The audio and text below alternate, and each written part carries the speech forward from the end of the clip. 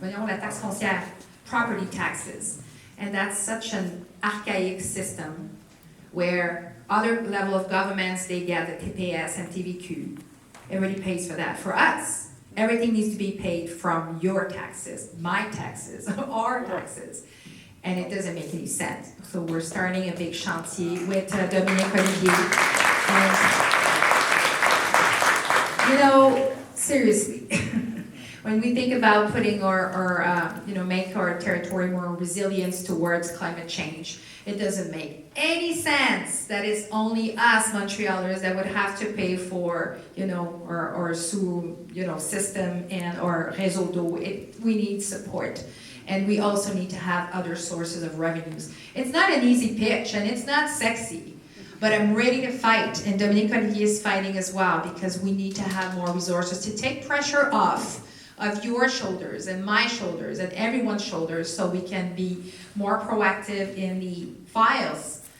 Like I said, housing, transport, everything that we want to face and we want to do better. So that was for the property taxes, and we will give news about the budget as soon as we can. Gracia? Oui, la prochaine question, c'est la question sur l'avenue Victoria et puis la sécurisation de la rue. D'abord, je vais vous dire que depuis la campagne électorale avec Mme Popeanu, là, on est allé rencontrer les citoyens de la rue Victoria. J'ai entendu parler de cette problématique. Dès que je suis arrivée en poste, j'en ai parlé à M. Plante. Je pense que ça fait 5 fois qu'on en parle depuis que je suis arrivée en poste pour essayer de trouver des solutions. J'ai répondu à certains leaders de la rue, les différentes actions qu'on met en place. C'est pas évident. On a essayé de mettre des bollards. On est en train de travailler pour mettre un afficheur de vitesse sur la rue. Donc, les stratégies sont multiples. Le défi qu'on a avec Victoria, c'est-à-dire on n'a pas la souplesse qu'on voudrait, je dirais, pour 2 raisons. C'est-à-dire, c'est une rue qu'on appelle artérielle. Il y a un autobus qui passe sur cette rue-là, qui passe assez fréquemment. Donc, on doit travailler là, avec nos collègues de la FEDSAN, puis on travaille avec eux notamment pour la lumière dont vous nous avez parlé, pour voir qu'est-ce qui est possible d'être fait. Mais on travaille aussi localement là, pour être en mesure de ralentir, là, de prendre toutes les stratégies possibles, disons, pour ralentir la circulation. Mais je vous entends, puis notamment là, que vous parlez des enfants qui se promènent à vélo et qui circulent sur la rue, c'est pas évident. Je vous remercie pour votre assiduité là-dessus, puis votre persistance, puis on va y arriver en même temps. on va y arriver. Donc voilà. Puis peut-être la dernière question, c'est pour les vignettes de stationnement pour les travailleurs de la santé. Si je ne me trompe pas, là, puis en fait, je viens du domaine de la santé, je travaillais aussi de l'Ouest avant d'arriver, donc j'avais l'hôpital Sainte-Mary's notamment. Donc je suis bien consciente que durant la pandémie, la plupart des stationnements étaient gratuits dans le réseau de la santé, puis là on est en train de revenir en fait à ce qu'il y avait, à l'état des choses qu'il y avait avant la pandémie. Vous savez, le défi qu'on a tous et toutes, c'est qu'on doit trouver des moyens alternatifs de transport. Je suis désolée, c'est peut-être pas la réponse que vous vouliez entendre, mais on doit faire des efforts. Puis moi, j'en parle. Et j'en parle avec toutes les institutions qu'on a sur le territoire. Il y a beaucoup de projets de développement en ce moment dans les différents hôpitaux, les différentes universités, etc. Et à tout le monde, je leur dis, écoutez, là, tout le monde veut plus de travailleurs. On ne pourra pas avoir tout le monde qui se promène en voiture dans le Côte-des-Neiges et Fidji. On ne va jamais y arriver. Donc, lorsqu'on parle d'un projet de développement d'un hôpital, par exemple, je leur dis, c'est quoi votre plan de mobilité? Puis en plus, il y a des hôpitaux où les employés ils viennent en vélo électrique, ils viennent en vélo, mais il n'y a aucun endroit, en fait, c'est pas aménagé pour accueillir les gens qui viennent en vélo. Donc, tout ça, les institutions sont en train de travailler pour qu'on soit en mesure d'offrir des options alternatives de transport. Puis même à l'arrondissement, on fait notre effort. On a maintenant des vélos électriques en arrondissement et on les prend pour aller faire des tours. L'arrondissement est grand, mais un vélo électrique, ça nous aide en fait à faire le tour assez rapidement, alors qu'avant, on avait des voitures, par exemple. Donc, c'est vraiment un effort collectif qu'on doit faire parce que les milliers de travailleurs du réseau de la santé ne pourront pas chacun prendre leur voiture pour soigner les Québécoises et Québécois. Les Montréalais, ça ne sera pas possible. Donc, on travaille main dans la main pour trouver des solutions alternatives. Voilà.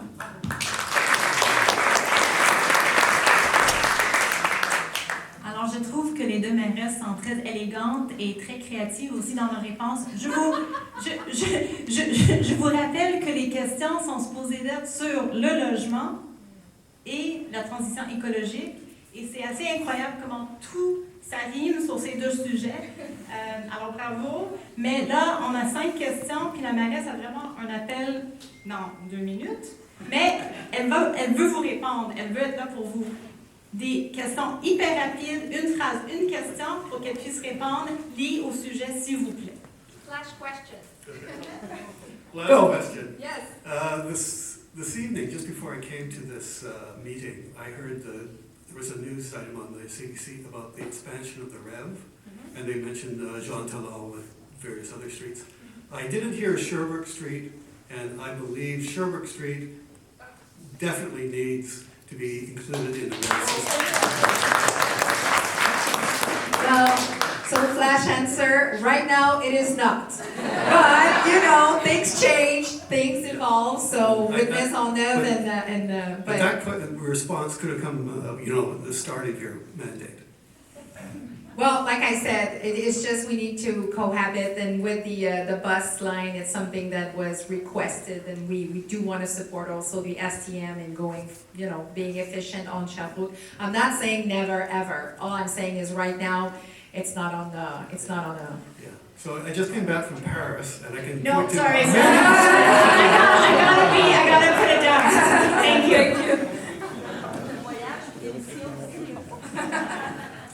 Marguerite Bilodeau de Côte-des-Neiges, deux affaires. Sur l'habitation, est-ce qu'il n'y avait pas une loi, une règle, à savoir que l'augmentation des loyers ne devait pas dépasser 2% à chaque année?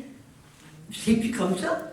Et la dernière chose, c'est que ça fait 30 ans, I'm a raging granny, and I'm raging because I keep telling everybody, the drivers in their cars with the motor going, avec le moteur qui continue, j'ai dit, vous polluez l'air que je respire. Et I'm breathing the air you are polluting. And I'm so happy about the tunnel because there's going to be less cars in Montreal. Alors c'est ça mon Vous affaire. êtes la seule, madame. Thank you. Yes. We're always happy to have Rainy Granny with us. Monsieur? Rapidement, merci pour votre intervention, pour ce qui s'est passé en Joux. C'est en lien direct avec le réchauffement climatique parce que j'étais très fâché puis je bouillais. Alors, votre intervention et votre réponse a contribué largement à baisser l'effet de serre en ce qui entoure ma maison. Rapidement, on a plusieurs propriétaires qui font des rénovations de des maisons centenaires, des toits verts, je cherche des incitatifs. Je sais qu'Énergie s'est retiré, Hydro-Québec aide, mais c'est pas beaucoup de promotion. Je cherche des renseignements pour faire des toits verts. Je crois que ce serait un truc qui serait intéressant pour nous. Merci beaucoup. Thank you. Madame. Marie-Claire Maillerès, moi j'ai deux petites suggestions pour l'environnement. La première, je sais qu'à Outremont, on va bannir les souffleuses à feuilles. Puis je souhaite tellement que ça se fasse ici aussi. Au niveau de la pollution, c'est horrible. Parce que il me semble que c'est une règle qui ne coûterait pas cher. C'est fait. Et Outremont l'a fait à cause de nous. On l'a fait. C'est fait, oui. C'est à partir de quand? Parce que chez moi, ils viennent toujours... Depuis cet été, depuis juin, juillet, c'est fait. Donc les règles ne sont pas suivies, alors, si je comprends bien. On va envoyer. Je peux répondre comme ça, mais en fait, on est dans la première année de l'application Voilà. du règlement. Donc là, on est en train d'éduquer les gens à s'assurer qu'ils sont au courant du règlement. Donc on est plus dans les communications en ce moment, mais le règlement est là. Puis dans les prochaines années, on va être en mesure d'être peut-être un peu plus strict. Heureuse de l'apprendre. Autre chose, une autre suggestion. J'aime beaucoup les bacs de recyclage sélectif du verre. Puis je me demande si vous ne pourriez pas en installer ailleurs qu'au marché central, parce que moi je n'ai pas d'auto, puis pour me rendre là-bas à bicyclette avec mes petites bouteilles, ou bien en métro et métrobus, ça me prend énormément de temps et beaucoup de fatigue. On va prendre d'autres questions après vous, puis on va répondre en rafale à tout le monde. C'est tout, merci. Merci. Félicitations pour le verdissement. Félicitations. Merci. La dernière. Bonsoir, mon nom est Esther Sainte-Croix. Je demeure dans la partie de Loyola de Notre-Dame-de-Grâce. Oui. J'aimerais savoir si dans vos cartons, vous avez, monsieur, parlé de la rue Sherbrooke. Moi, je suis tout près de la rue Sherbrooke, mais surtout entre Cavendish, à l'ouest de Cavendish. Les trottoirs sont très étroits. Il y a une garderie qui se rend régulièrement au Park and Home. Il y a une maison pour personnes âgées. Il y a un arrêt d'autobus. C'est trop étroit. J'ai travaillé longtemps au campus Loyola. J'y allais à pied. C'est dangereux. C'est vraiment trop étroit. En plus, Sur la rue Sherbrooke, vous avez peint des lignes en jaune pour que les voitures restent distancées. Pourquoi donner aux voitures? Pourquoi on ne fait pas? Vous avez fait un très beau projet sur la rue Montclair. Vous avez élargi un côté, le trottoir, vous avez planté des arbres. Je ne sais pas si vous avez planté d'autres verdures, mais c'est sûr que ça augmente la sécurité pour les piétons, les enfants et tout.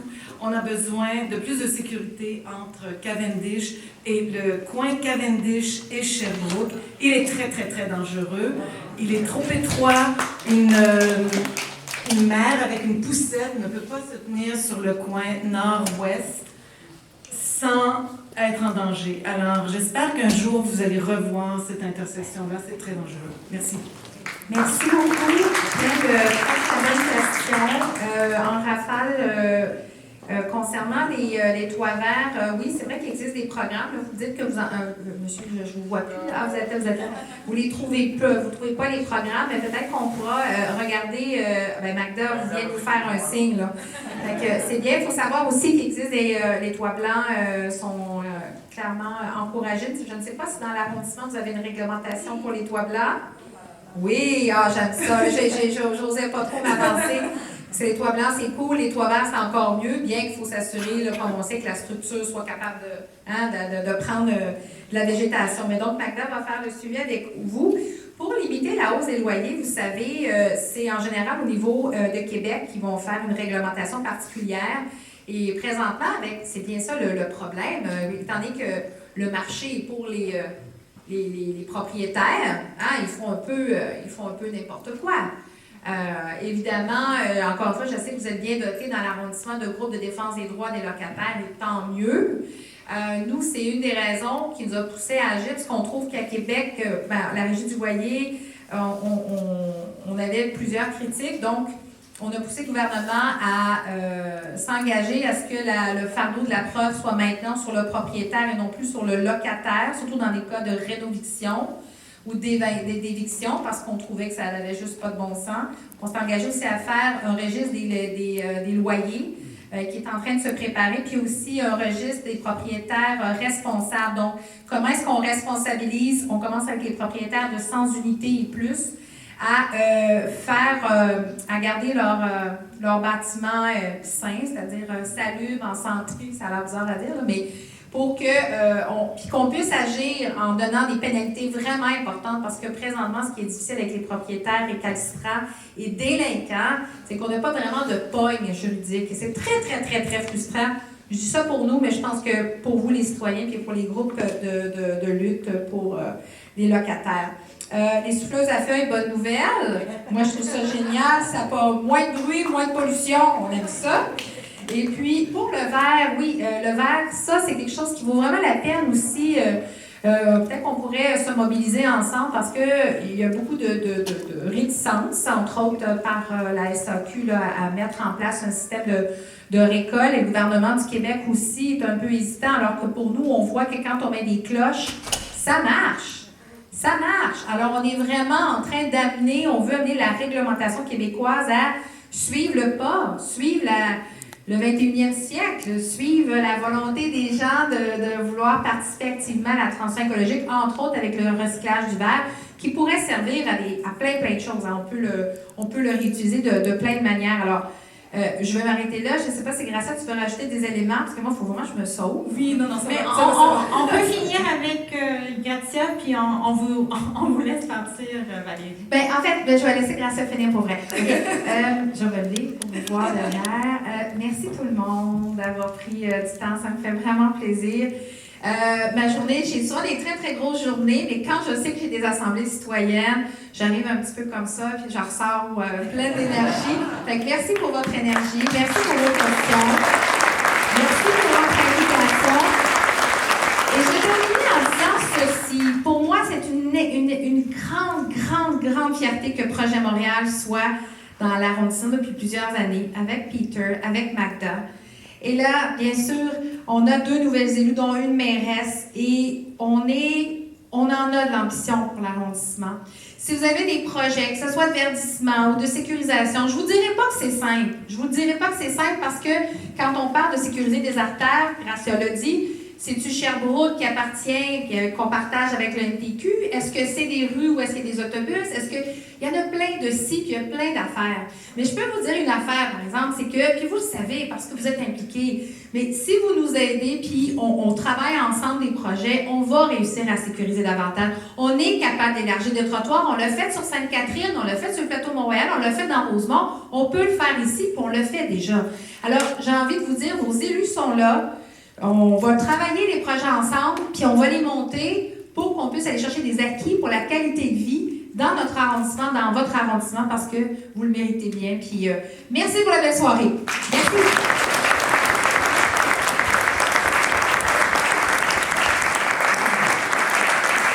Merci beaucoup Valérie, merci. Donc on va terminer avec quelques questions complémentaires. Il y avait la question sur les trottoirs, le trottoir Sherbrooke-Cavendish. Donc on le prend en note, comme j'ai dit tout à l'heure, on est en train de travailler pour les prochains projets là, de réfection de nos rues. Donc Despina, je te regarde, il faut prendre en note pour Sherbrooke-Cavendish pour qu'on trouve des solutions pour élargir les trottoirs. Je crois que c'était la dernière question qui nous restait à répondre, mais peut-être... si vous voulez, là, je peux en prendre comme une ou deux de plus. On a une question des jeunes. Il y avait des jeunes ici, je pense qu'il y avait d'autres questions. Non? Non? Ah, oui, je pense que oui. Il y en avait... Ah, après, on va aller après. Hi, thank you very much. Oui, c'est pas grave, allez-y. I'm Mark Lazar. Yes. I'm a property owner in NDG. I have affordable apartments, and I also have non-affordable apartments. And I'd like to know why you don't allow private people, private developers to work with. It was mentioned before. You have vacant buildings. Everybody wants housing. You have vacant buildings for years on Walkley, on Cavendish, on Chester. I can go through the city. You could probably house hundreds, if not thousands, of families.